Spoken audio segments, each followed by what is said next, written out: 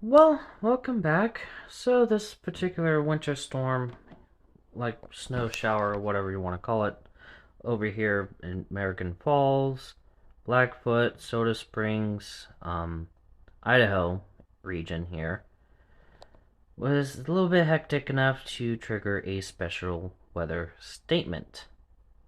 The snow can accumulate at a rate of half an inch to 1 inch per hour or more in this area of heavy snow. Be prepared for hazardous driving conditions. We're seeing several areas becoming slick due to quick accumulations of snow, and spotty gusts of 25-mile-an-hour winds or above are also contributing to poor conditions. So possibly blowing snow.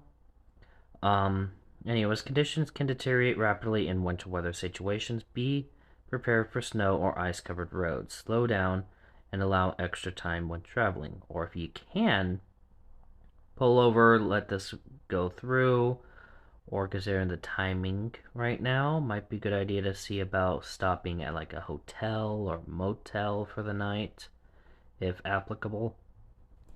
Um, if you're in this area. So, with that, that does seem to be it for right now. So, yeah. Just stay safe out there. See you in the next video. Bye.